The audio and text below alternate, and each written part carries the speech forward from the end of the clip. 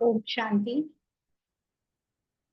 आज 4 दिसंबर 2024 बाबा के आज के महावाक्य सुनेंगे। बाबा ने कहा, मीठे बच्चे, हाँ जी बाबा, सारा मदार याद पर है।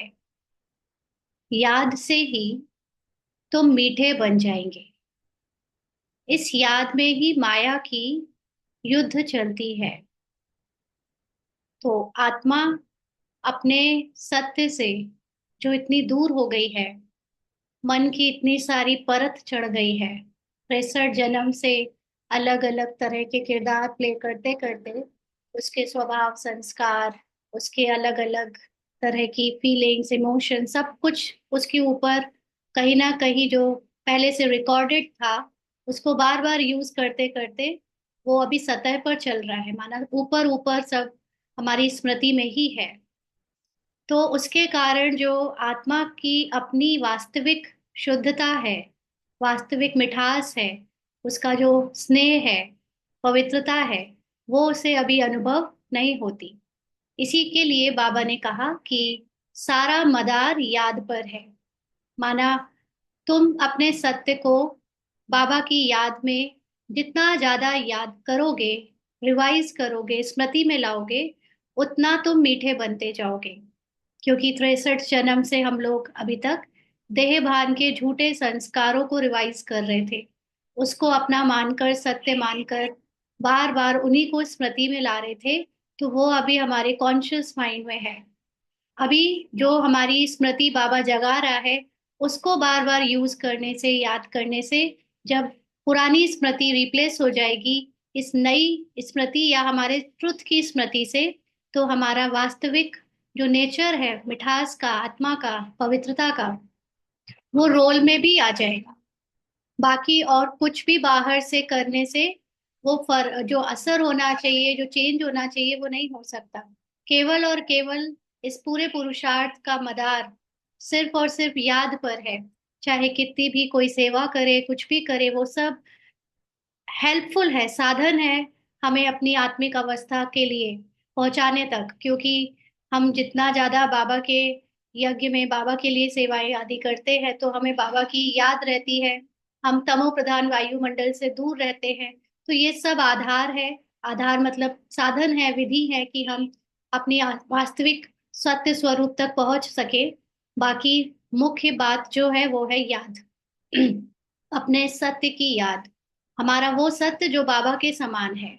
तो इस याद में ही माया की युद्ध चलती है। माना पुरानी जो स्मृतियां हैं देह भान की, जो भी पहचाने हैं, वो बार बार आकर इंटरफेयर करती हैं। इसलिए वो याद, जो सत्य की याद है, वो निरंतर ठहरती नहीं। आज का प्रश्न है, इस ड्रामा में कौन सा राज बहुत विचार करने योग्य है, जिसे तुम बच्चे ही जानते हो? हम सब ड्रामा के ही एक रोल हैं। अभी ये जो कैरेक्टर चल रहा है, इस रोल में हमें पुरुषार्थ करना है और साथ साथ अपने सत्य ज्ञान का मनन चिंतन भी करना है। तो इस ड्रामा में कौन सा राज बहुत विचार करने योग्य है, जो बाबा ने हमें बताया, और जिसे तुम बच्चे ही जानते हो? तो बाबा ने उत्तर दिया, तुम जानते हो कि ड्रामा में एक पार्ट 2 बार बज ना सके। सारी दुनिया में जो भी पार्ट बजता है, वह एक दो से नया। तुम विचार करते हो कि सतयुग से लेकर अब तक कैसे दिन बदल जाते हैं, सारी एक्टिविटी बदल जाती है। आत्मा में 5000 वर्ष की एक्टिविटी का रिकॉर्ड भरा हुआ है, जो कभी बदल नहीं सकता। यह छोटी सी बात तुम बच्चों के सिवाय और किसी की बुद्धि में नहीं आ सकती। जैसे हद की कोई मूवी होती है 3 घंटे की, या कोई सीरियल होता है, तो उसमें भी जब स्टोरी राइटर कहानी लिखता है, तो एकदम अलग अलग सीन बदल बदल कर लिखता है। कॉस्ट्यूम, सीन, सब कुछ बदलता जाता है। ऐसे ही ये जो बेहद की मूवी है, 5000 साल की, इसमें हम सब, यानी हमारे जितने भी रोल्स हुए हैं, वो एक ना मिले दूसरे से, सारे रोल बिल्कुल अलग अलग। और यहाँ तक कि जो हमारे अंदर के डायलॉग्स है, जो भाषा है, जो कुछ भी, कुछ सेम नहीं हो सकता। यानी जो चीज पहले बीत चुकी वो हूबहू रिपीट नहीं हो सकती। उससे थोड़ा कम, थोड़ा बदल कर या थोड़ा ज्यादा कुछ और बदल कर हो सकता है, लेकिन एग्जैक्टली वो वैसा पार्ट प्ले नहीं होगा। तो ये जो राज है, ये केवल हम बाबा के बच्चे जानते हैं। और सबसे बड़ी बात कि ये 5,000 वर्ष का की एक्टिविटी का रिकॉर्ड भरा हुआ है, माना फिक्स्ड है। इसमें कुछ भी कहीं भी चेंज नहीं हो सकता। जैसा प्ले हमें 5,000 साल पहले हुआ, उसके 5,000 साल पहले हुआ, ऐसे ही हूबहू प्ले होता रहेगा, जिसको कोई चेंज कर भी नहीं सकता ना। तो इसलिए साइंस में आजकल आजकल क्या, कई सालों से एक बात चलती है जिसको कहते हैं टाइम मशीन। हाँ, वो जो वर्तमान से अपने भूत या भविष्य में जाने की एक रिसर्च बहुत लोग करते हैं, उसके ऊपर बहुत लोग बात करते हैं। तो उसमें बहुत सारी बातें आती हैं कि हम अगर पास्ट में चले जाएं और वहां पर हम कुछ चेंज कर दें तो फ्यूचर चेंज हो जाएगा। लेकिन ऐसा हो ही नहीं सकता, क्योंकि जो पहले से फिक्स्ड है वो बदल नहीं सकता। तो टाइम मशीन का कॉन्सेप्ट जो लोग रिसर्च कर रहे हैं, वो टाइम मशीन के यानी इस टाइम जोन के अंदर रहते हुए कर रहे हैं। हम रोल में जो पार्टधारी हैं वो टाइम से बंधे हुए हैं, क्योंकि आत्मा का जो मन है उसका अस्तित्व ही टाइम से है, फ्यूचर और पास्ट से है। अगर फ्यूचर और पास्ट खत्म कर दो तो मन का अस्तित्व खत्म हो जाएगा। इसीलिए जो लोग ये रिसर्च कर रहे हैं उनको अभी तक उसमें सफलता नहीं मिली, क्योंकि वो जिस मन से रिसर्च कर रहे हैं वो मन फ्यूचर और पास्ट की वजह से ही मौजूद है। जबकि जब हम आत्मा इस मन से साक्षी होकर उपराम हो जाते हैं तो हम टाइम जोन के किसी भी हिस्से में जा सकते हैं, जिसको कहते हैं हम साक्षी होकर पूरे ड्रामा को कहीं से भी देख सकते हैं। बदल तब भी नहीं सकते, लेकिन देख सकते हैं। और बदलने के लिए भी ये जो संगम युग का ज्ञान मिला है, उसमें जब ज्ञान हो जाता है और उसको हम साक्षी होकर प्रैक्टिकली अपने इस पुरुषार्थ में यूज करते हैं, तब जो चीजें, जो बातें बार बार अभी तक चली आ रही थी एक पैटर्न के रूप में, वो हमारी स्मृति और सत्य ज्ञान से चेंज होने लगती है। तो वो चेंज होना भी फिक्स्ड है। हमें लगता है कि स्क्रिप्ट बदल गई, सब कुछ चेंज हो गया, अच्छा हो गया, लेकिन वो भी फिक्स्ड होता है। इसलिए वो सब ऐसा हुआ, हमें वो ज्ञान मिला, हम साक्षी होने का पुरुषार्थ कर पाए, और हम उससे फिर बाहर आकर उस पूरे ड्रामा को एंजॉय कर पाए। अभी तक ड्रामा में डूबे हुए थे। तो ये सारी बातें जो है वो हद के मन के बुद्धि वाले, जो मन बुद्धि वाले मनुष्य हैं, उनको समझ में नहीं आ सकती। हम बच्चों में भी जो इस बात को समझ रहा है वो साक्षी होकर जब देखेगा तभी उसको समझ आएगी। ओम शांति। रूहानी बाप रूहानी बच्चों से पूछते हैं, मीठे मीठे बच्चे, तुम अपना भविष्य का पुरुषोत्तम मुख, पुरुषोत्तम चोला देखते हो? भविष्य का माना हमारे नेक्स्ट रोल में जो हमारा चेहरा, हमारा कॉस्ट्यूम, हमारा पार्ट होगा, रोल होगा, उसको देखते हो? बाबा आत्माओं से बात कर रहा है, क्योंकि साक्षी होकर आत्मा अपने 5,000 साल के सभी रोल्स को जानती है। जो ऑडियंस होती है उसको पूरी मूवी याद हो जाती है ना, उसको पूरी मूवी पता होती है आदि से अंत तक, क्योंकि वो बाहर से उसने मूवी को देखा है। जबकि जो उस मूवी के अंदर रोल प्ले करने वाला है, अगर उससे पूछो कि तुम्हारे फ्यूचर में क्या होने वाला है या पास्ट में क्या हुआ, तो उसको याद नहीं होगा, क्योंकि वो रोल में उसके प्रेजेंट ही याद है उसे। जबकि जो बाहर से मूवी देख रहा है, जैसे डायरेक्टर है या स्टोरी राइटर है, उसको पता है कि अभी इसके बाद ये सीन आएगा, ये सीन आएगा, या पास्ट में ये सीन बीत चुके हैं। तो इसलिए बाबा हम बच्चों को त्रिकालदर्शी स्टेज पर पहले सेट करके साक्षी दृष्टा की सीट पर सेट कर कर पूछ रहा है कि तुम बच्चों को अपना भविष्य का पुरुषोत्तम मुख और पुरुषोत्तम चोला दिखता है? अगर ड्रामा के अंदर डूबे हैं तो शायद सिर्फ ज्ञान से जानते हैं, बट दिखता नहीं है। तो बाबा कहते हैं, यह पुरुषोत्तम संगम युग है ना। तुम फील करते हो कि हम फिर नई दुनिया सतयुग में इनकी वंशावली में जाएंगे, जिसको सुख धाम कहा जाता है। इनकी माना जो लक्ष्मी नारायण या ब्रह्मा बाबा के आगे जो डायनेस्टी होगी सतयुग में, उसमें जाएंगे। वहां के लिए ही तुम अभी पुरुषोत्तम बन रहे हो। पुरुषोत्तम माना पुरुष, आत्मा जो होती है, आत्मा को पुरुष कहते हैं, और उसमें उत्तम पुरुष माने श्रेष्ठ पुरुष, या जो अपने सोल कॉन्शियस स्टेज में होते हैं उनको पुरुषोत्तम कहते हैं। तो बाबा ने कहा बैठे बैठे यह विचार आना चाहिए। स्टूडेंट जब पढ़ते हैं तो उनकी बुद्धि में यह जरूर रहता है, कल हम यह बनेंगे। वैसे तुम भी जब यहाँ बैठते हो तो भी जानते हो कि हम विष्णु की डायनेस्टी में जाएंगे। तुम्हारी बुद्धि अब अलौकिक है। पहले लौकिक और अलौकिक का मतलब समझते थे कि लौकिक माना जो फैमिली में जो ब्लड फैमिली में लोग हैं वो लौकिक होते हैं, और अलौकिक माना जो ज्ञान से फैमिली मिली है वो अलौकिक है। बट एक्चुअली अब असली अर्थ समझ आया है लौकिक और अलौकिक का। जो भी फिजिकल चीजें हमें देखने में आती हैं, यहाँ तक कि ये पूरा फिजिकल रोल, उस रोल में साथी सब कोई लौकिक है। और अलौकिक का मतलब आत्मा के रूप में। जब मैं सबको आत्मा के रूप में देखती हूँ तब अलौकिक है। तो हमारी बुद्धि अब अलौकिक है, बाबा ऐसे मानकर चल रहा है, क्योंकि इतने दिन से बाबा यही पढ़ा रहा है, अपने को आत्मा समझ दूसरों को भी आत्मा देखो।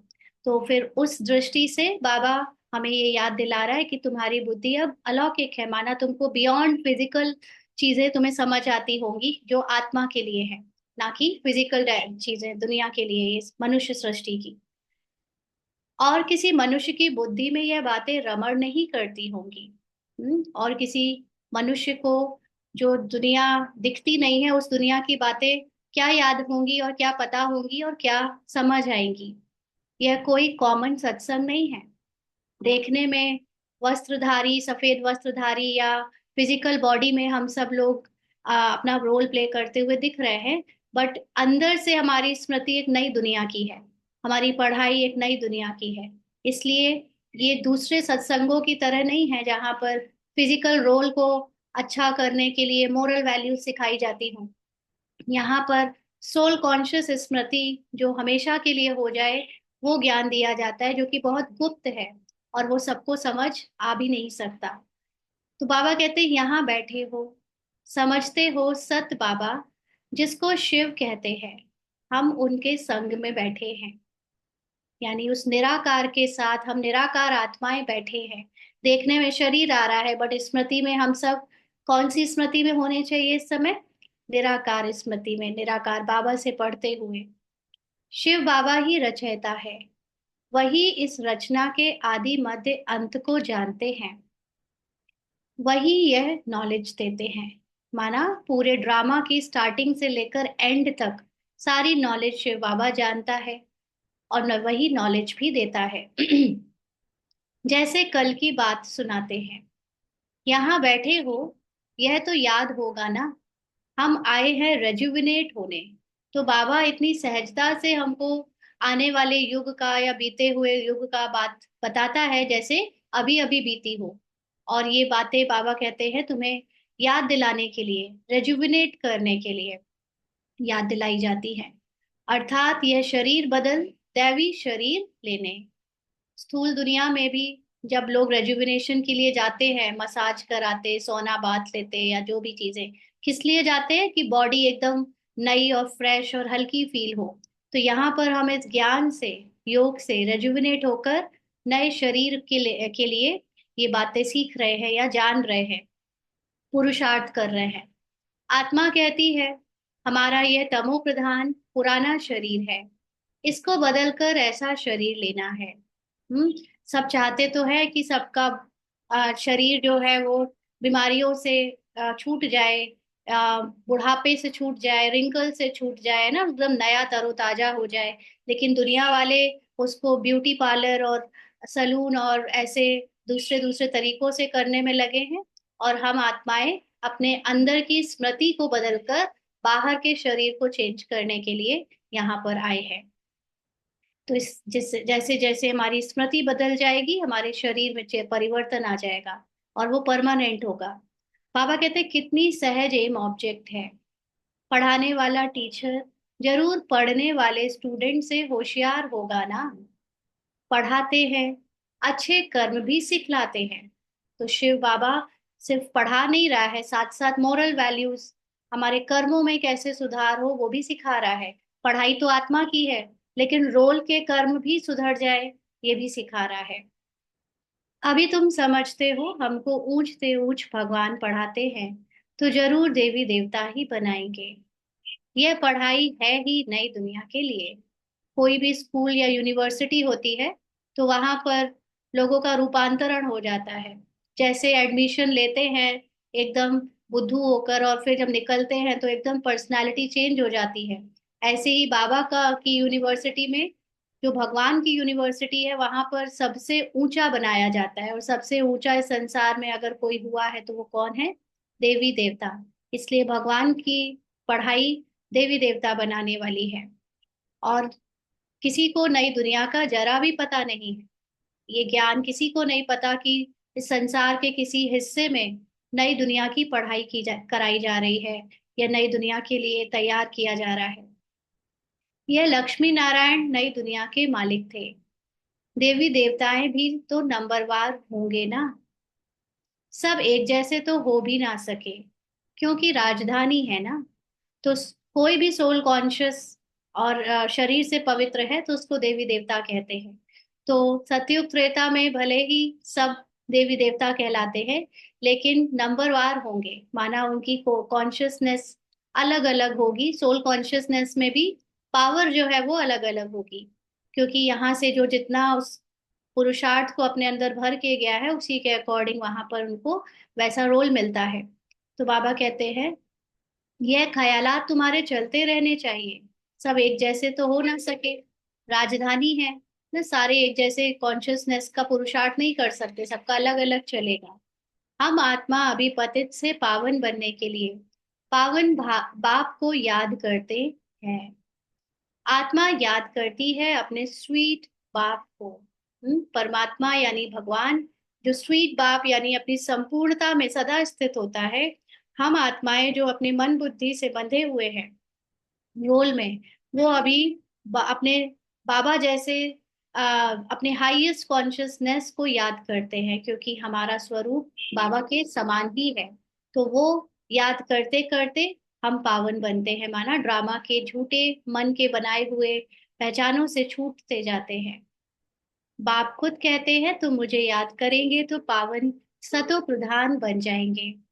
सारा मदार याद की यात्रा पर है, क्योंकि हम कितना भी बैठकर योग कर ले या सेवा कर ले, लेकिन जब तक एक्चुअली में ज्ञान नहीं समझा है अच्छे से ना, जो हमारा हमें चाहिए क्या, हमारी डेस्टिनेशन जो है वो, उसका सही रास्ता क्या है, अपने सत्य को नहीं जाना है, तब तक हम उस तक पहुंचेंगे कैसे? तो सारा मदार याद की यात्रा पर है, माना अपने सत्य की रास्ते पर है कि हम हमारा सत्य क्या है, बार बार उसको याद करना, उसका चिंतन करना। तभी हम ये असत्य झूठी दुनिया के मन को छोड़ पाएंगे, यानी उससे मुक्त हो पाएंगे। बाप जरूर पूछेंगे, बच्चे मुझे कितना समय याद करते हो? हम्म? तो याद की यात्रा में ही माया की युद्ध चलती है। तो यहाँ पर ज्ञान लेना सहज है, लेकिन जब अपने सत्य को याद करना होता है तो जो शरीर की झूठी पहचाने हैं वो बार बार हमको इंटरफेयर करती है। हम पहचान ही नहीं पाते कि हमारे अंदर नेगेटिव या वेस्ट थॉट्स चल रहे हैं। हम अभी आत्मा के बारे में नहीं सोच रहे हैं, ये भी नहीं रियलाइजेशन होता है, अटेंशन ही नहीं जाता कई बार। तो इसी को कहते हैं याद की यात्रा में माया की युद्ध चलना। तुम युद्ध भी समझते हो, यह यात्रा नहीं परंतु जैसे कि लड़ाई है। इसमें ही बहुत खबरदार रहना है। तो स्थूल वर्ड जो यात्रा और लड़ाई है, लिटरल मीनिंग जिसकी कुछ और है, वो हम लोग नहीं करते ना। हम ऐसे कोई चल रहे हैं पैरों से, वो यात्रा है ना। हम कोई वेपन और हाथ पैर से लड़ाई कर रहे हैं, लेकिन अंदर ही अंदर जो हमारी प्रेजेंट जितना, क्योंकि अगर हम इस टाइम को आत्मा के लेवल पे ले जाए तो टाइम खत्म हो जाता है, फिर सिर्फ प्रेजेंट रहता है। तो हर समय हमको अपने प्रेजेंट में अपने को आत्मा समझकर जो चलना है, उसमें जो विघ्न आते हैं, वो जो प्रॉब्लम माया या झूठी पहचान शरीर की टाइम जोन पे हमको ले जाती है, कभी पास्ट का सोचने में, कभी फ्यूचर का सोचने में, उससे लड़ाई है प्रेजेंट में रहने की, क्योंकि वो हमें प्रेजेंट में रहने नहीं देता। इसमें ही बहुत खबरदार रहना है ना, हर वक्त चेकिंग करनी है, हम कहीं पास्ट में तो नहीं बह गए, हम फ्यूचर में तो नहीं चले गए। जैसे कोई फ्यूचर की चिंता, नौकरी की चिंता, घर घर को चलाने की चिंता, शरीर की चिंता, या पास्ट में कोई बात याद आ गई, ऐसा हो गया फिर तो, या ये हुआ था तो, ये सारी चीजें हमें हमारे प्रेजेंट में आत्माभिमानी स्थिति में नहीं रहने देती।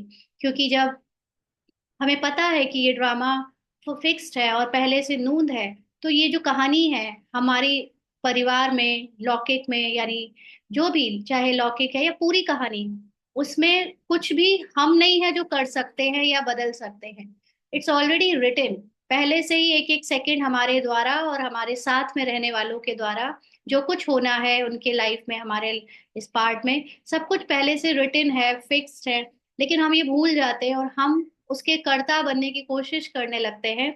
तो उसमें हम कभी पास्ट में चले जाते हैं, कभी फ्यूचर में चले जाते हैं, चिंता करने लगते हैं, और अपने सत्य आत्मा को, जो कि एकदम इच्छा मात्रम अविद्या, जो एकदम धैर्यवत निश्चिंत है, जिसको कुछ नहीं सोचना है पार्ट का, क्योंकि वो है ही संपूर्ण, संपन्न, उसको कोई फर्क नहीं पड़ता शरीर की दुनिया से, उसमें स्थित नहीं हो पाते।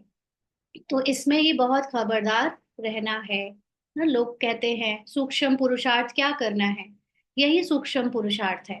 अपने आप को पास्ट और फ्यूचर से अलग करके, शरीर की चिंताओं से, शरीर के भान से अलग करके, आत्मा पे निश्चय होना, आत्मा पर स्थित करना, बार बार अपने सत्य पे स्थित हो जाना, यही सूक्ष्म पुरुषार्थ है।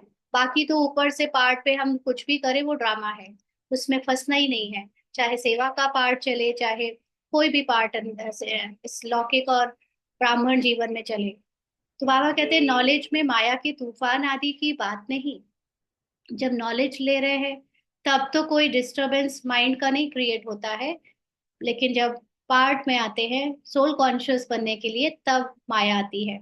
बच्चे कहते भी है बाबा हम आपको याद करते हैं, परंतु माया का एक ही तूफान नीचे गिरा देता है ना। कोई थॉट आ गया अचानक से, अच्छा खासा ज्ञान में चलते चलते अचानक से कोई प्रॉब्लम याद आ गई, वो सॉल्व नहीं हुई, तो फिर यहाँ वहां ढूंढने लगते हैं उसका सॉल्यूशन, भूल जाते हैं अपनी आत्मिक अवस्था को। तो ये सब माया है। नंबर वन तूफान है देह अभिमान का।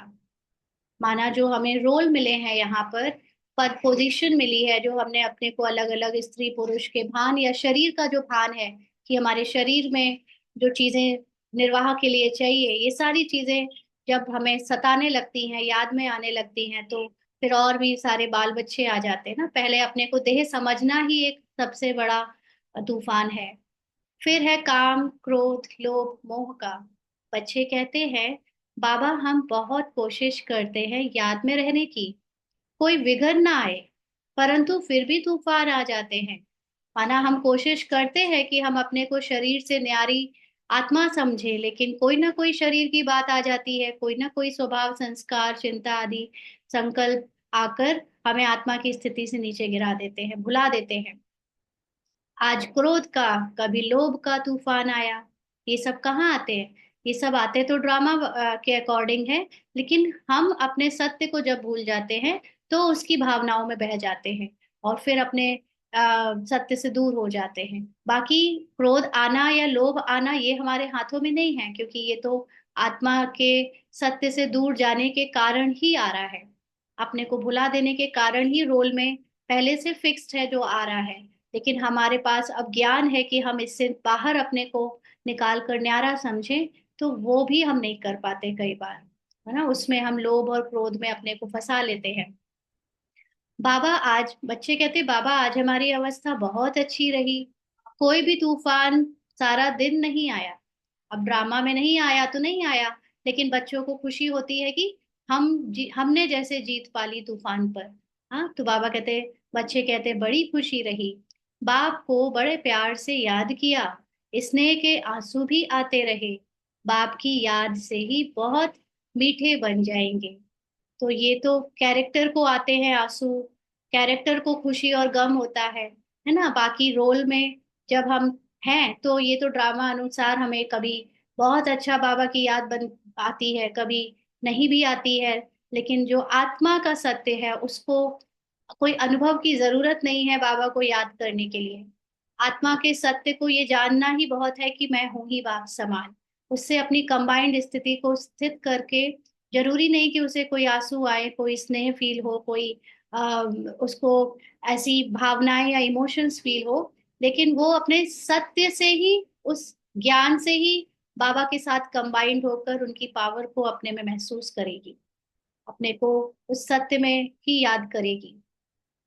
तो बाबा कहते यह भी समझते हैं हम माया से हार खाते खाते कहाँ तक आकर पहुंचे हैं। 63 जन्म से माया मतलब ये मन ने हमको कितना युगों के हिसाब से जो कहानी थी उसमें नचाया है। तो यह कोई थोड़े समझते हैं। मनुष्य तो लाखों वर्ष कह देते हैं या परंपरा कह देते हैं। ये सब जो होता आया उसको क्या कह देते हैं, परंपरा से हो रहा है। तुम कहेंगे हम फिर से अभी मनुष्य से देवता बन रहे हैं, यानी मन पर विजय प्राप्त करके अपनी आत्माभिमानी स्थिति बना रहे हैं जिसको देवता कहा जाता है। यह नॉलेज बाप ही आकर देते हैं। विचित्र बाप ही विचित्र नॉलेज देते हैं।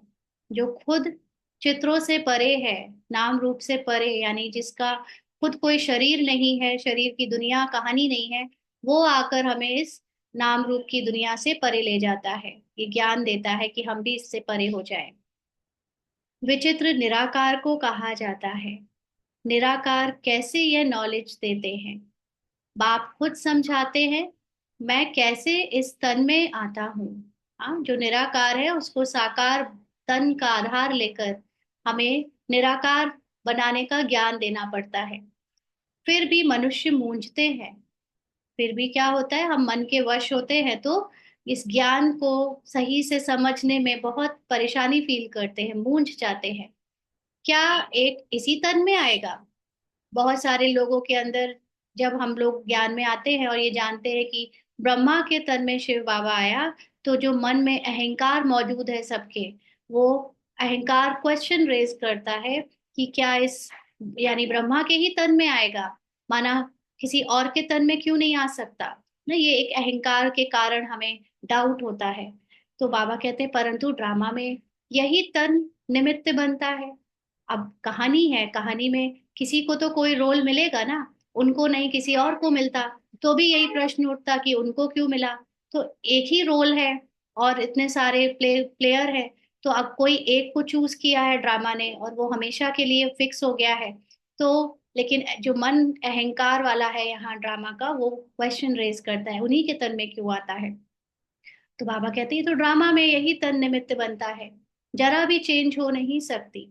जैसे हमारा ये रोल इसी तन के द्वारा ही प्ले होना है, कोई और प्ले नहीं कर सकता, वैसे ही सबका अपना अपना रोल है जो उसी तन को, उसी आत्मा के रोल को मिला है। तो ये बातें तुम ही समझकर और दूसरों को समझाते हो। आत्मा ही पढ़ती है।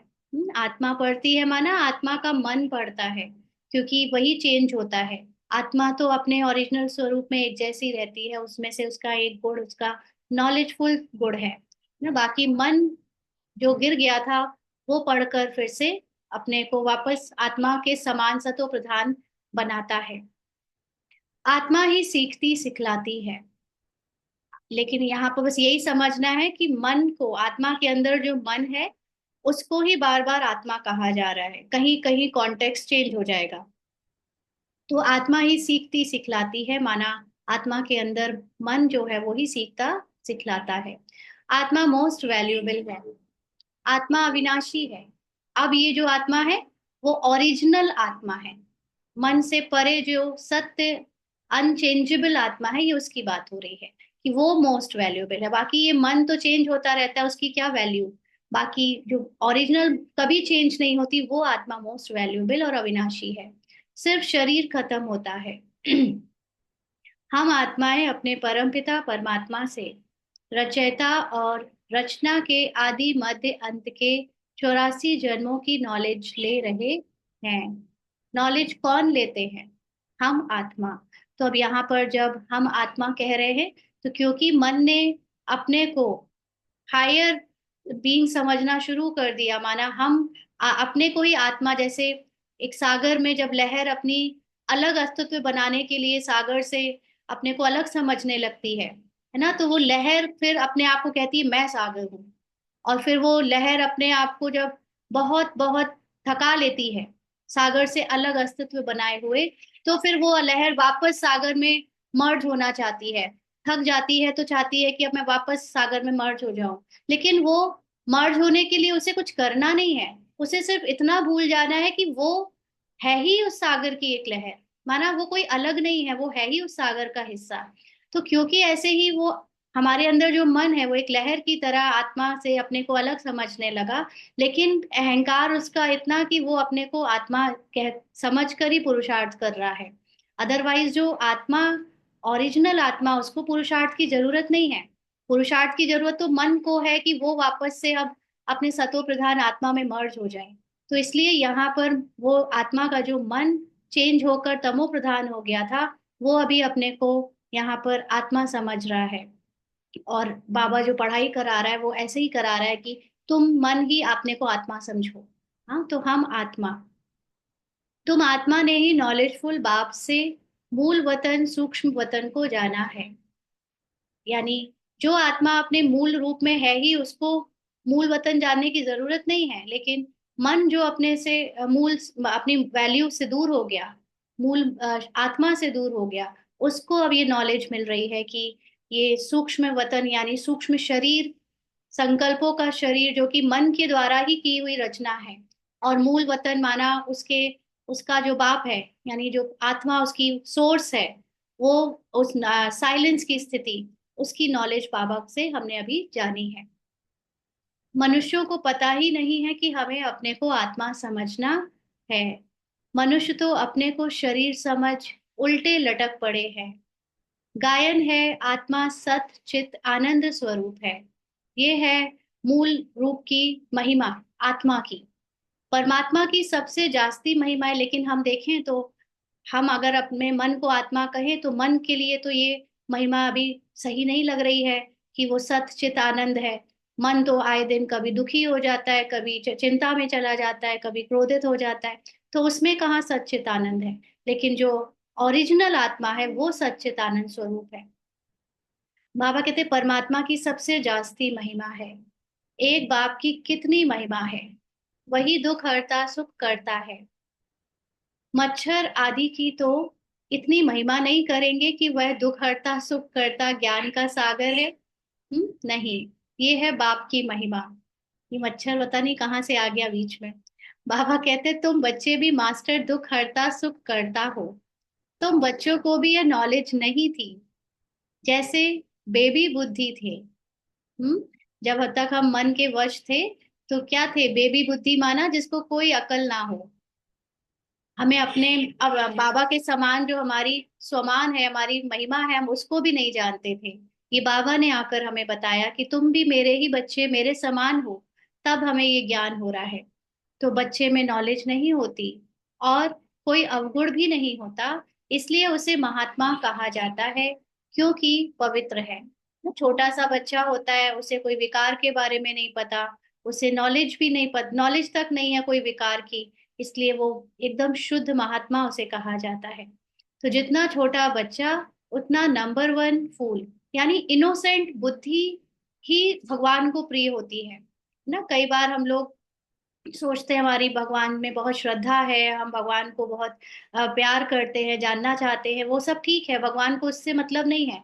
भगवान तो ये देखता है कि कौन से बच्चे में इनोसेंट बुद्धि कितनी है, कौन कितना भोला और मासूम है। बाप भगवान को वो पसंद है, क्योंकि भगवान खुद ही भोला है।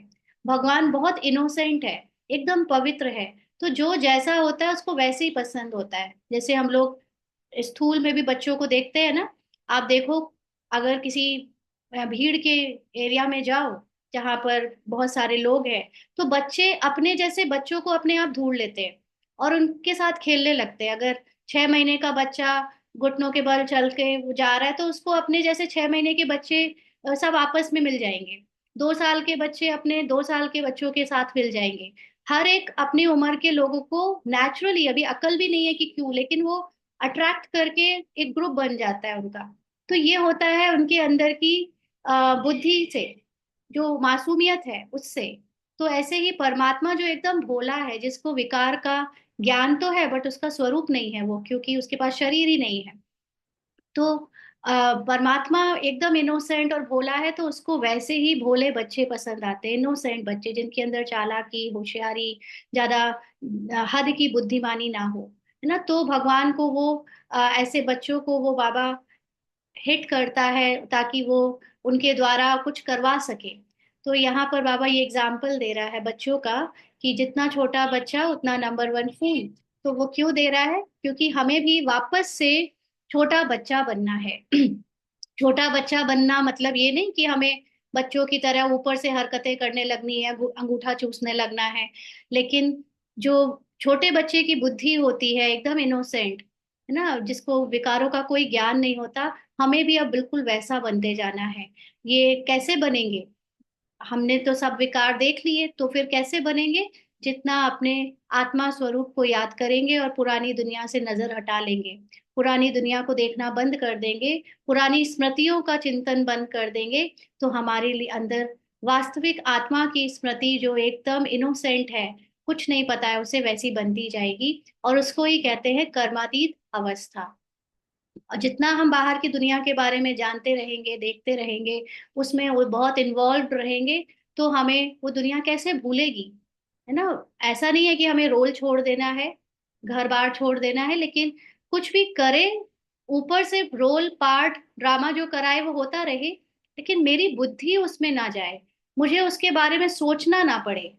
कुछ बीत गया, हो गया, उसको ना हम सोचे, और जो होने वाला है ना उसकी चिंता करें, और सिर्फ अपने आत्मा की स्थिति में स्थित रहे, तो हम इतने इनोसेंट बन सकते हैं, है ना। तभी हम कर्मातीत अवस्था में जा सकते हैं। तो बाबा कहते हैं, कर्म अकर्म विकर्म को कुछ भी नहीं जानते हैं। छोटे बच्चों को क्या अकल, क्या कर्म, क्या अकर्म, क्या विकर्म। इसलिए वह फूल है, एकदम इनोसेंट है, वो प्रेजेंट में जीते हैं, है ना। छोटे बच्चे को अभी आप कहीं बैठाल दो, वहां खेलेगा कूदेगा सब करेगा, वहां से हटा दो तो कुछ और दे दो, उसमें खेलने कूदने लगेगा।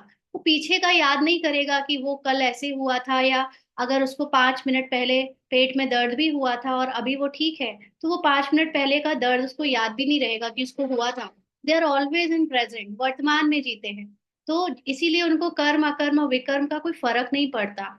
हम बॉडी कॉन्शियस में आकर जितने होशियार, जितनी बुद्धि चलने लगती है, तो हमारा ये मन हमको बार बार पास्ट और फ्यूचर में ले जाता है। और इसीलिए जो विकर्म बॉडी कॉन्शियस से हुए, यानी जो भी काम हमने बॉडी कॉन्शियस होकर किए, उसको कहते ही विकर्म है। चाहे वो हमने अच्छा ही किया है, हमने अगर किसी को दान भी दिया है ना ये बॉडी कॉन्शियस होकर, तो वो दान भी विकर्म बन जाता है। क्यों? क्योंकि हमने अपने को दाता समझकर दान दिया, और उसको लेवता समझकर, उसको या भिखारी समझकर दिया, तो ये भी विकर्म है। इसलिए बाबा कहता है, तुम इस समय जो कुछ भी करते हो, अपने को शरीर समझकर, वो विकर्म ही बनता है। क्योंकि हम लोग सिर्फ ड्रामा में बंधे हुए कठपुतलियां हैं। हम ना किसी के लिए कुछ कर रहे हैं, ना किसी को कुछ दे रहे हैं, ना किसी से कुछ ले रहे हैं। हम जस्ट एक्ट कर रहे हैं, और हमारे लिए कुछ आ, जो फल बनता है उस एक्शन का, वो सिर्फ इसलिए बन रहा है क्योंकि हम अपने को एक्शन करता समझ रहे हैं, करता समझ रहे हैं। इसलिए अगर हम ये भूल जाए कि हम कुछ कर रहे हैं, हम हर चीज ड्रामा अनुसार अपने आप हो रही है, मैं सिर्फ इतना याद रखूं कि मैं एक आत्मा हूँ, प्रेजेंट में जीऊं, तो मैं विकर्मों से छूट जाती हूँ, जिसको बाबा कहता है विकर्म विनाश करना। तो बाबा कहते हैं कि वो छोटे से बच्चे सबको कशिश करते हैं, है ना, सबको कितने प्यारे लगते हैं, सब उनको गोद में लेकर खिलाना चाहते हैं, क्योंकि वो इतने इनोसेंट होते हैं, मासूम होते हैं। तो ऐसे ही बाबा हम बच्चों को भी बनाने आया है, मासूम, एकदम इनोसेंट। तो बाबा कहते हैं, जैसे एक बाप सभी को कशिश करते हैं, बाप आए ही है सभी को कशिश कर खुशबूदार फूल बनाने, कई तो कांटों के कांटे ही रह जाते हैं। माना देह की स्मृति में, देह के अहंकार में दुख देना खत्म ही नहीं करते। 5 विकारों के वशीभूत होने वालों को कांटा कहा जाता है। नंबर वन कांटा है देह अभिमान का। माना खुद को शरीर समझना ही सबसे बड़ा कांटा है, जिससे और कांटों का जन्म होता है। कांटों का जंगल बहुत दुख देता है। किस्म किस्म के कांटे जंगल में होते हैं ना, इसीलिए इसको दुख धाम कहा जाता है। नई दुनिया में कांटे नहीं होते, इसलिए उसको सुख धाम कहा जाता है। शिव बाबा फूलों का बगीचा लगाते हैं, रावण कांटों का जंगल लगाता है। माना रावण जो अज्ञानता है, जो अपने को भूल जाना, अपनी सत्यता को भूल जाना, वो कांटों का जंगल माना देह अभिमान की बातें, अहंकार रेज करता है। इसलिए रावण को कांटों की झाड़ियों से जलाते हैं और बाप पर फूल चढ़ाते हैं। इन बातों को बाप जाने और बच्चे जाने, और न जाने कोई। अभी 1 मिनट के लिए सभी अशरीरी हो जाए और बाबा के साथ अपने परम स्थिति में, परम धाम में बाबा को याद करें।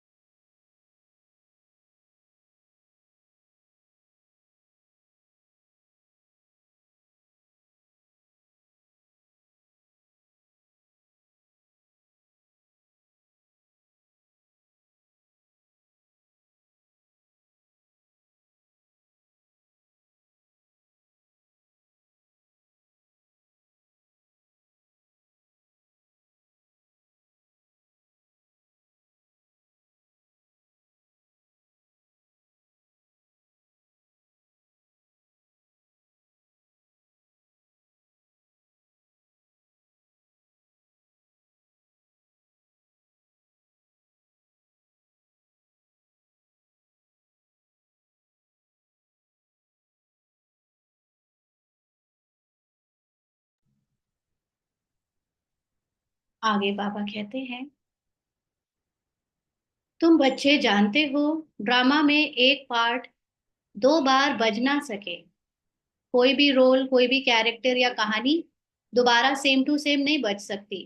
बुद्धि में है सारी दुनिया में, जो पार्ट बजता है वह 1 2 से नया है, एकदम डिफरेंट है। तुम विचार करो, सतयुग से लेकर अब तक कैसे दिन बदल जाता है, सारी एक्टिविटी ही बदल जाती है। हाँ, कहाँ सतयुग की बातें, कहाँ कलयुग में। 5,000 वर्ष की एक्टिविटी का रिकॉर्ड आत्मा में भरा हुआ है। आत्मा को कब कौन सा रोल प्ले करना है, कब कहाँ पर क्या बोलना है, क्या क्या करना है, सोचना है, सब कुछ आत्मा में भरा हुआ है। वह कभी बदल नहीं सकता। हर आत्मा में अपना अपना पार्ट भरा हुआ है। यह छोटी सी बात भी कोई की बुद्धि में आ ना सके। जब तक भगवान आकर हमें ये बात ना बताए, तब तक कोई भी नहीं जान सकता, शास्त्र वगैरह के कोई भी नहीं जान सकते। तो बाबा कहते हैं, ये छोटी सी बात कोई की बुद्धि में आ ना सके। इस ड्रामा के पास, प्रेजेंट और फ्यूचर को तुम जानते हो। एक एक बात जो हमें बाबा ने बताई है, उसको सिर्फ आत्माभिमानी स्थिति से ही जाना जा सकता है। इसीलिए जो हद की बुद्धि से और जो देह के भान से यहाँ पर ज्ञान सुनने आते हैं, सुनते हैं, उनको ड्रामा बातें समझ में नहीं आती। बाबा कहते हैं, ये स्कूल है ना। स्कूल किसका है? आत्माओं का है। आत्माभिमानी स्थिति में बैठकर ही ये ज्ञान समझ आता है। पवित्र बन बाप को याद करने की पढ़ाई बाप पढ़ाते हैं। ये बातें कभी सोची थी? एक सेकेंड। बाबा कहते हैं, पवित्र बन बाप को याद करने की पढ़ाई बाप पढ़ाते हैं। पवित्र बन माना ड्रामा को भुला अपने शरीर के भान से मुक्त होकर आत्मा की स्थिति में स्थित होकर ये पढ़ाई पढ़ी जाए। ये भी बाबा ही पढ़ा सकता है। ये बातें कभी सोची थी कि बाप आकर ऐसे पतित से पावन बनाने की पढ़ाई पढ़ाएंगे? हाँ, सोची थी हमने। इस पढ़ाई से ही हम विश्व के मालिक बनेंगे। विश्व के मालिक बनेंगे माना हम विश्व से उपराम जब हो जाएंगे, आत्मा जब जान जाएगी, अनुभव कर लेगी कि हम इस संसार के है ही नहीं, संसार से परे हैं, तब हम इस संसार के मालिक बन सकते हैं ना। अगर हमें संसार अफेक्ट कर रहा है, संसार का प्रभाव हम पर पड़ रहा है, तो हम संसार के हमेशा अधीन रहेंगे, गुलाम रहेंगे। और जब हम संसार के अफेक्ट से उपराम हो जाते हैं तभी हम इस संसार के मालिक बन सकते हैं। यानी आत्माभिमानी स्थिति ही उस संसार के मालिक का अनुभव कर सकती है। भक्ति मार्ग के पुस्तक ही अलग है, उनको कभी पढ़ाई नहीं कहा जाता। आत्मा के लिए जो पढ़ाई है वो भक्ति मार्ग की पुस्तकों में नहीं लिखी हुई है, इसलिए वो सच्ची पढ़ाई नहीं है। ज्ञान के बिना सदगति हो भी कैसे? अब भले ही किस पुस्तकों में विद्वानों के द्वारा जो बोला जाता है उसको वो सब लोग ज्ञान ही कहते हैं, लेकिन ज्ञान का मतलब बाबा बाबा के लिए है आत्मा का ज्ञान, अपने सत्य का ज्ञान, वही सत्य है। बाकी और कुछ सत्य तो सिर्फ एक है ना, आत्मा और परमात्मा। तो ये सत्य का ज्ञान ही बस सदगति कर सकता है, बाकी और जो ज्ञान हम जिसको ज्ञान कहते हैं एक्चुअली वो ज्ञान है ही नहीं। वो तो सिर्फ ड्रामा की कहानी के अकॉर्डिंग बनाई हुई बातें हैं या उससे रिलेटेड चीजें हैं। तो बाप बिना ज्ञान कहाँ से आए जिससे सदगति हो? भगवान के बिना ये ज्ञान नहीं दे सकता कोई। सदगति में जब तुम होंगे तब भक्ति करेंगे। पूछ रहे बाबा, करेंगे तब भक्ति? एक बार सोल कॉन्शियस हो जाएंगे तो फिर अज्ञानता के जैसी बिहेव करेंगे क्या? भगवान को बुलाएंगे? नहीं। वहां है ही अपार सुख, फिर भक्ति किस लिए करें? यह ज्ञान अभी अभी ही तुम्हें मिलता है। सारा ज्ञान आत्मा में रहता है। कोई का आत्मा का कोई धर्म नहीं होता। आत्मा जब शरीर धारण करती है फिर कहते हैं फलाना इस धर्म का है। आत्मा का धर्म क्या है? एक तो आत्मा बिंदी मिसल है ना, बाबा ने कहा आत्मा बिंदी मिसल है। मिसल का मतलब बिंदी जैसी है। बाबा ने ये नहीं कहा आत्मा बिंदी ही है। बिंदी जैसी होने में और बिंदी होने में अंतर है। जैसे हम लोग किसी को कहते हैं ये तो मेरा भाई है, और एक कहते हैं ये मेरा भाई जैसा है। तो जैसा मतलब भाई नहीं है, है ना? ऐसे ही उसको मान लिया है कि भाई है लेकिन भाई जैसा है। बाकी ऐसे ही आत्मा बिंदी मिसल है माना, बिंदी डायमेंशन लेस है। तो आत्मा भी जैसे डायमेंशन लेस है। मिसल इसलिए कहते हैं क्योंकि वो स्मॉलेस्ट चीज है जिस पर हम फोकस कर सकते हैं।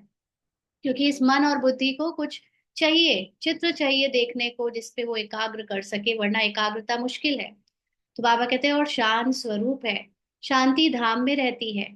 शांति धाम का मतलब आत्मा का ओरिजिनल स्वरूप शांति है। बाकी जितनी भी बातें अशांति की हैं वो मन के द्वारा रची गई हैं। तो अभी बाप समझाते हैं सभी बच्चों का बाप पर हक है। सभी बच्चों का, सिर्फ ब्रह्मा कुमारियों का नहीं। जो लोग बाहर जितने भी हैं 800 करोड़ से ज्यादा, सब एक एक आत्मा का हक है बाबा पर। बाबा पर मतलब बाबा के ज्ञान पर। बहुत बच्चे हैं जो और धर्मों में कन्वर्ट हो गए हैं, शरीर के धर्मों में। तो वह फिर निकलकर अपने असली धर्म में आ जाएंगे। अंडरलाइन, ये अभी तक हम समझ रहे थे कि वो सब निकल कर उनमें से कुछ आत्माएं देवी देवता धर्म में आ जाएंगी। ये फिजिकल रूप में हद की बुद्धि समझती थी। लेकिन इसका मतलब है कि अभी जितने भी लोग पूरे संसार के मनुष्य जो शरीर के धर्मों में अभी फंसे हुए हैं, वो उससे निकलकर आत्मा के धर्म में स्थित हो जाएंगे। क्योंकि सबको ये जानने का पूरा हक है कि वो आत्मा है, और उनको अपने आत्मा के सत्य को जानने का पूरा हक है। तो वो अपने असली धर्म में माना सब आत्मा का सत्य जानेंगे। जो देवी देवता धर्म छोड़ दूसरे धर्म में गए हैं वह सभी पत्ते लौट अपनी जगह पर आ जाएंगे। और बाकी रहे जो देवी देवता वाली आत्माएं जिन्होंने दूसरे दूसरे धर्म में हद के धर्मों में चले गए हैं, वो लोग ये पुरुषार्थ करके अपने को फिर से सोल कॉन्शियस स्थिति में बनाकर देवताओं के लिए फिर से रेडी हो जाएंगे, देवता बनने के लिए। तुम्हें पहले पहले तो बाप का परिचय देना है। इन बातों में ही सब मूंझे हुए हैं, भगवान का परिचय ही नहीं पता किसी को। तुम बच्चे समझते हो अभी हमें कौन पढ़ाते हैं? समझते हो? पूछ रहे हैं बाबा। बेहद का बाप, हाँ, आत्माओं का पिता, वो है भगवान। श्री कृष्ण तो देहधारी है। इनको यानी ब्रह्मा बाबा को भी दादा कहेंगे, माना शरीर का भाई कहेंगे। तुम सब भाई भाई हो ना। आत्मा आत्मा भी भाई भाई, और ब्रह्मा बाबा के साथ हम शरीर से भी भाई, क्योंकि वो भी शरीरधारी है। फिर है मर्तबे के ऊपर। भाई का शरीर कैसा है, बहन का शरीर कैसा है? आत्मा तो एक छोटा सितारा है। अभी सारी नॉलेज एक छोटे से सितारे में है। सितारा बिगर, सितारे का मतलब फिर से वही नहीं समझ लेना, बाबा ने ऊपर कह दिया सितारे मिसल यानी बिंदु मिसल है।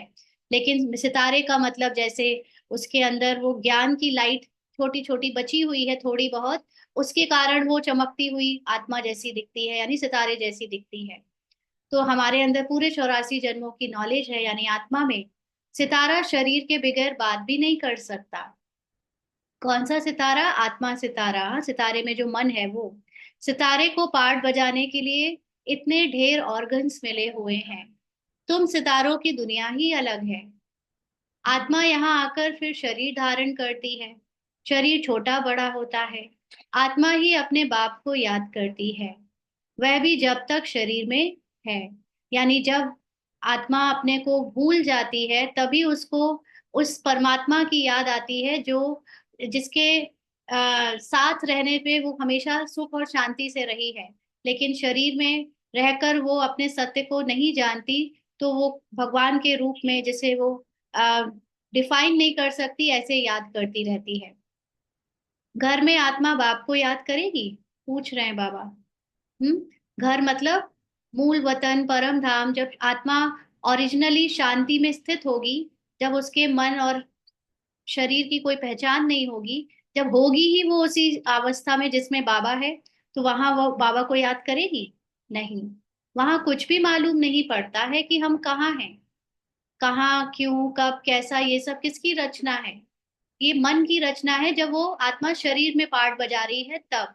लेकिन वहां तो ना शरीर ना मन, मन तो मर्ज होता है आत्मा के अंदर, तो उसके अलग से कोई अस्तित्व ही नहीं है। इसलिए वहां कुछ पता ही नहीं पड़ता कि कहाँ कौन क्या है। ये कुछ प्रश्नों की बात ही नहीं है वहां तो। आत्मा और परमात्मा दोनों जब शरीर में हैं, तब आत्माओं और परमात्मा का मेला कहा जाता है। परम धाम में भले आत्मा परमात्मा साथ में है, लेकिन वहां मेला नहीं कहा जा रहा। जब वही आत्मा परमात्मा शरीर में पार्ट में मिलते हैं, तब मेला कहा जाता है। गायन भी है, आत्मा और परमात्मा अलग रहे बहुकाल। कितना समय अलग रहे? याद आता है? कितना समय अलग रहे? अलग रहे माना अपने को बाबा से अलग समझते आए, भूले हुए रहे। तो सेकंड सेकंड पास होते 5,000 वर्ष बीत गए। तो ये सेकंड सेकंड मनुष्यों की बुद्धि से ना, मनुष्य के टाइम जोन में एक एक सेकंड चलता है। आत्मा की दुनिया में तो कोई टाइम है ही नहीं। तो यहाँ की दुनिया के हिसाब से 5,000 वर्ष बीत गए। फिर 1 नंबर से शुरू करना है। एक्यूरेट हिसाब है। अभी तुमसे कोई पूछे कि इतने कब इसने कब जन्म लिया था? हम्म बाबा पूछ रहे हैं, अभी तुमसे कोई पूछे इसने कब जन्म लिया था, यानी कृष्ण ने या ब्रह्मा ने, तो तुम एक्यूरेट बता सकते हो किसी का भी। श्री कृष्ण ही पहले नंबर में जन्म लेता है। शिव का तो कुछ भी मिनट सेकंड नहीं निकाल सकते। क्यों? क्योंकि शिव है निराकार। वो टाइम स्पेस से परे है। उसके लिए टाइम की कोई आप आइडेंटिटी से उसको जोड़ ही नहीं सकते कि वो कब क्या कितने बजे होता है, क्योंकि वो परमात्मा जो निराकार है उसको हम मनुष्यों की हद की बुद्धि से जाना नहीं जा सकता कि वो अपना पार्ट कैसे कब बजाता है आखिर। श्री कृष्ण के लिए तिथि तारीख मिनट सेकंड निकाल सकते हो। मनुष्यों की घड़ी में फर्क पड़ सकता है। शिव बाबा के अवतरण में तो बिल्कुल फर्क नहीं पड़ सकता। पता ही नहीं पड़ता कब आया। आज बाबा ने बहुत गुप्त बात बताई है। पता ही नहीं पड़ता कब आया। हम लोग जो सोचते हैं 1936 में आया, कोई जरूरी नहीं है। बाबा कब आया ये हम नहीं जान सकते। ऐसे भी नहीं साक्षात्कार हुआ तब आया, ये भी देख लो। ब्रह्मा बाबा को ऐसे नहीं कि जो वो जो 2-3 साक्षात्कार हुए मतलब शिव बाबा तभी आए। शिव बाबा के आने का टाइम हम अंदाज नहीं, पता नहीं कर सकते एक्यूरेट। बाबा ने कहा ऐसा भी नहीं साक्षात्कार हुआ तब आया।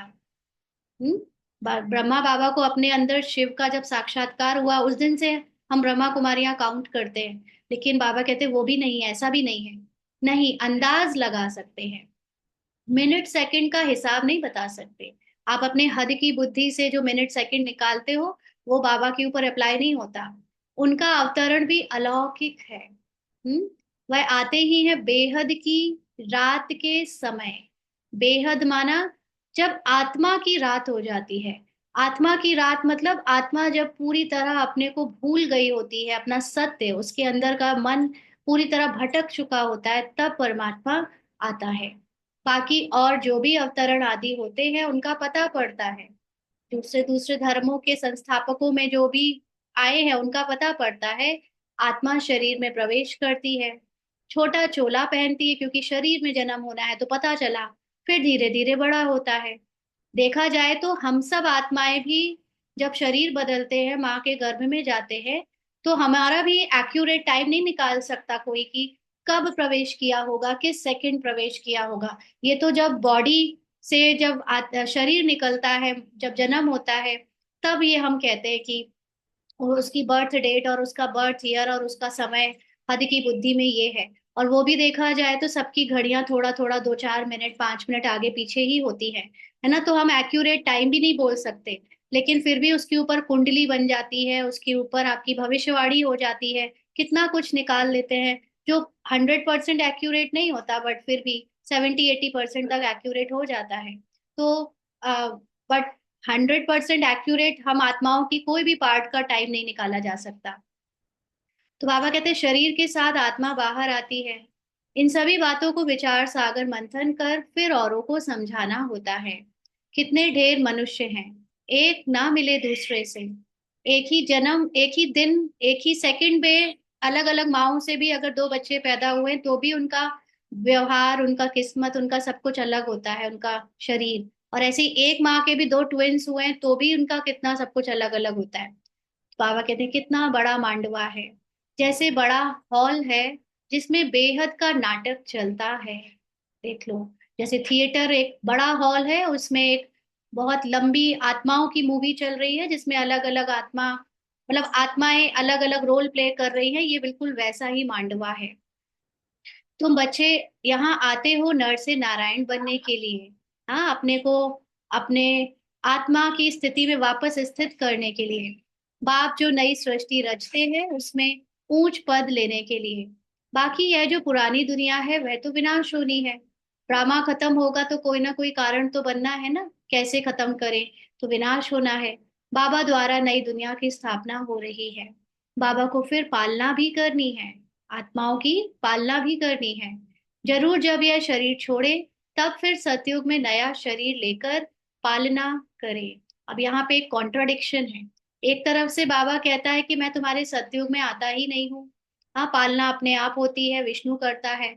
दूसरी तरफ से बाबा कह रहा है कि बाबा को पालना करनी है, हाँ, और वो भी सतयुग में नया शरीर लेकर फिर बाबा को पालना करनी है। तो इसका क्या मतलब हो इसको गहराई से सोचिएगा। हाँ, इसका मतलब ये हो सकता है कि जब आत्मा परमात्मा के समान हो जाती है तो वो अपनी पालना खुद करती है, माना सृष्टि अपने आप चलती है। वहां पे उसको ये चिंता नहीं होती कि उसे कर्म करने और भोगने हैं। हाँ, उसके पहले इस पुरानी दुनिया का विनाश भी होना है, लेकिन आत्मा परमात्मा के समान बने उसके पहले पुरानी स्मृति जो अंदर है वो पूरी तरह खत्म होगी। भंबोर को आग लगेगी, पीछे यह भारत ही रहेगा, बाकी तो खलास हो जाएंगे, भारत में ही थोड़े बचेंगे। तुम अब मेहनत कर रहे हो कि विनाश के बाद फिर सजाए ना खाएं। हमारी मेहनत सजाए ना खाने के लिए कौन से पुरुषार्थ पर है कि हम साक्षी दृष्टा की सीट पर सेट हो जाएं। अभी तक हम खुद को एक्टर समझ रहे हैं मूवी के अंदर, तो जो मूवी के अंदर विनाश होएगा तो हमें उस विनाश का असर पड़ेगा क्योंकि हमारे मन उस विनाश में उलझा हुआ है। शरीर समझने के कारण उससे डरता है, मरने का भय है उसे, चोट और दर्द होने का भय है। लेकिन जब आत्मा पुरुषार्थ कर कर इस शरीर के सेंसेशन, इमोशन, फीलिंग और संकल्पों से बाहर आ जाएगी, न्यारी हो जाएगी, तो फिर उस रोल में चाहे जैसा भी विनाश हो, उस आत्मा पर उसकी कोई फर्क, कोई बाबा उसको कहते हैं सेक, वो नहीं आएगी। तो हमारा पुरुषार्थ या मेहनत अभी इस चीज के लिए है कि हमें सजाए ना फील हो। अगर विकर्म विनाश नहीं होंगे, माना बॉडी कॉन्शियसनेस विनाश खत्म नहीं हुआ, तो सजाए भी खाएंगे और पद भी नहीं मिलेगा। तुमसे जब कोई पूछते हैं तुम किसके पास जाते हो, तो बोलो शिव बाबा के पास, जो ब्रह्मा के तन में आया हुआ है। यह ब्रह्मा कोई शिव नहीं है। जितना बाप को जानेंगे तो बाप के साथ प्यार भी रहेगा। अंडरलाइन, बाबा से प्यार हमारा तभी बढ़ेगा जब हम बाबा को एक्यूरेटली, यथार्थ जान पाएंगे। बाकी जो हम आंसू बहाते हैं बाबा से प्यार के, वो प्यार नहीं है, वो एक तरह से बॉडी कॉन्शियसनेस का इमोशन है। लेकिन आत्मा का परमात्मा के साथ सच्चा प्यार तब कहा जाएगा जब वो आत्मा अपने सत्य को और परमात्मा के सत्य को एक्यूरेट जानेगी तब। बाबा कहते हैं, बच्चे तुम और कोई को प्यार नहीं करो, और संग प्यार तोड़ एक संग जोड़ो। जैसे आशिक माशूक होते हैं ना, यह भी ऐसे है। 108 सच्चे आशिक बनते हैं। यानी 108 ऐसी आत्माएं हैं जो अपने को एक्यूरेटली बाबा के समान जान पाती हैं। उसमें भी 8 सच्चे सच्चे बनते हैं, और उनमें भी हाईएस्ट, बिल्कुल बाप समान जानने वाले बनने वाले 8 हैं ऐसे।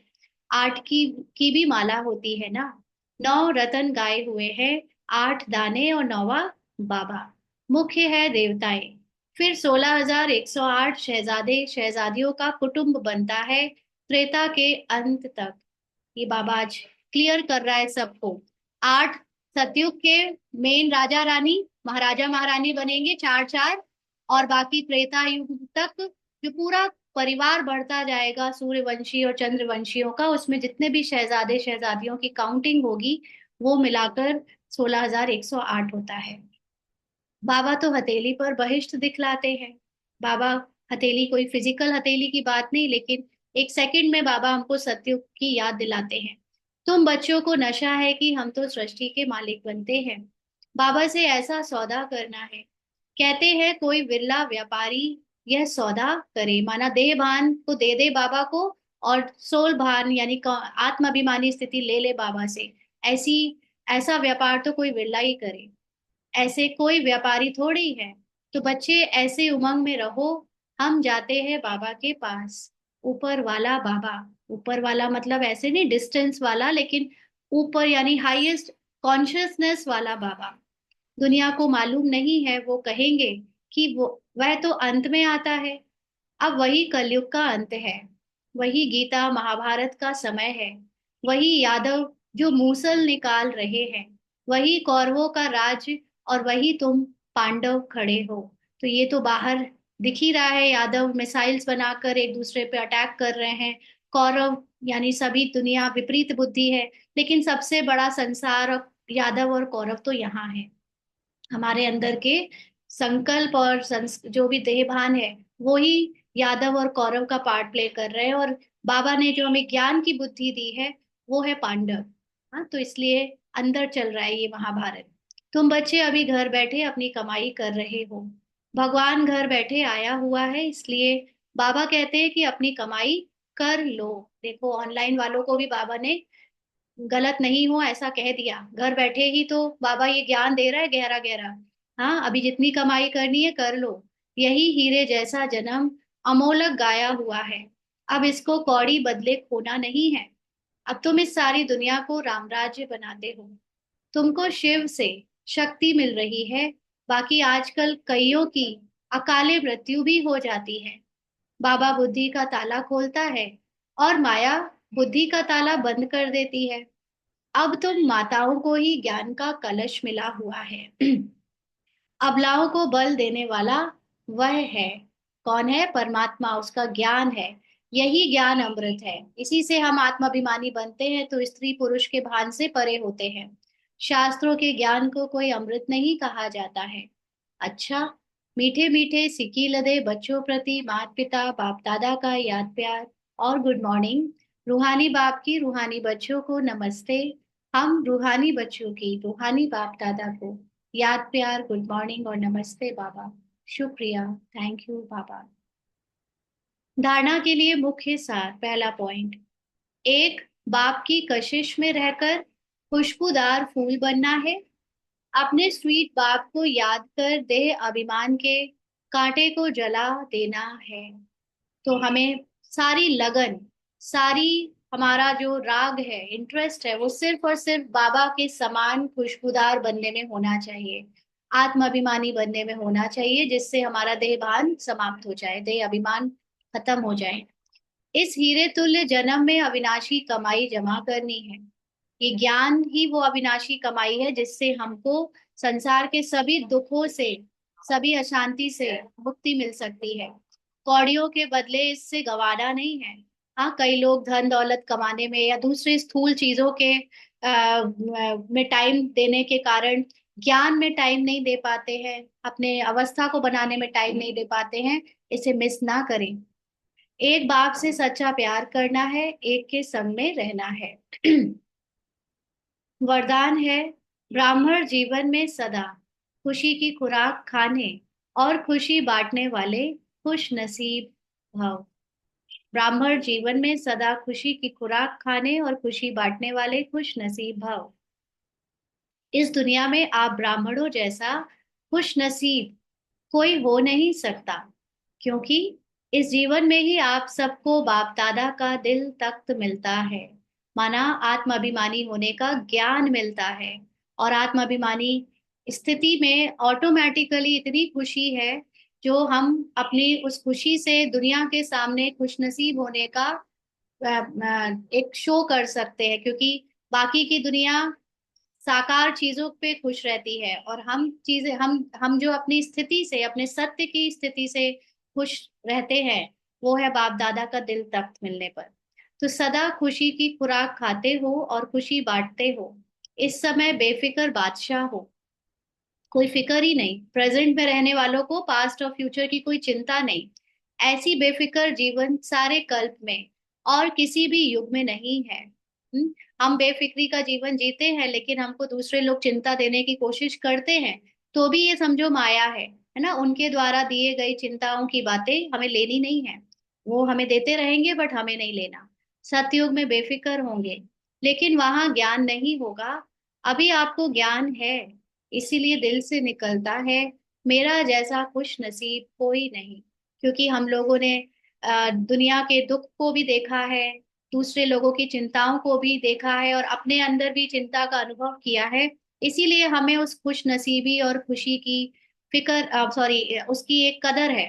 बाकी सत्युग में तो सभी खुश होंगे, सभी के पास सब कुछ होगा, तो वहां उस बात की कोई वैल्यू नहीं होगी। स्लोगन है, संगम युग के स्वराज्य अधिकारी ही भविष्य के विश्व राज्य अधिकारी बनते हैं।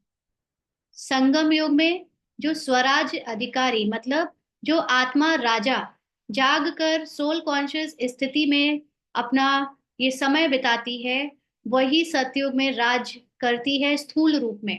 अभी जब आत्मा सूक्ष्म रूप में अपने पार्ट में राज करेगी, मन को मन से न्यारे होकर उस पर कंट्रोल करेगी, वही सतयुग में जाकर विश्व के तख्त पर स्थूल रूप में राजा महाराजा बनेगी।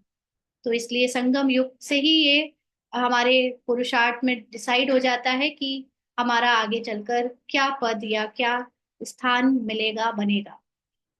अच्छा। ओम शांति। आज के अव्यक्त इशारे।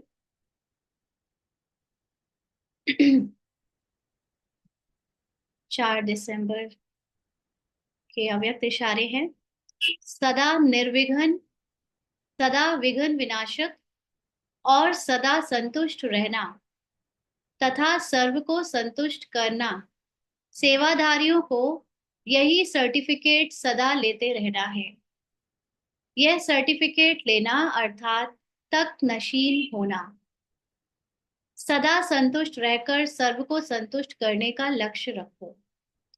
तो इसमें अगर हम रोल के आइडे ब्राह्मण रोल की स्मृति से सुने समझे, तो इसका मतलब कि अपने को सदा हम पुरुषार्थ में सोल कॉन्शियस बनाकर सबको पार्ट में संतुष्ट करते रहें, और सबको सबसे हम संतुष्ट रहें, तो हमें सर्टिफिकेट मिल जाएगा सबसे संतुष्टता का।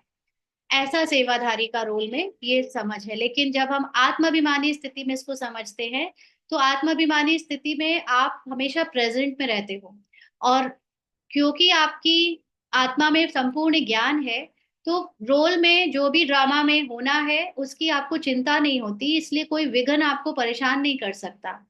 भले ही सामने वाला कोई चिंता लेकर आपको चिंता ट्रांसफर करने की कोशिश करे भी, कोई देह का भान लेकर वो खुद असंतुष्ट हो और हमको भी असंतुष्ट करने की कोशिश करे भी, तो भी मेरी आत्मा की संतुष्टता जो वो अपनी आत्माभिमानी स्थिति में है ही, वो उस आत्मा को भी संतुष्ट कर देगी अपनी वाइब्रेशन से।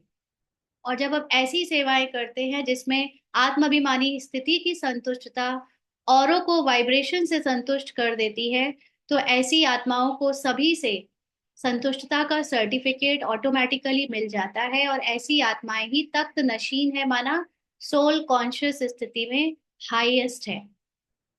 अच्छा। ओम शांति।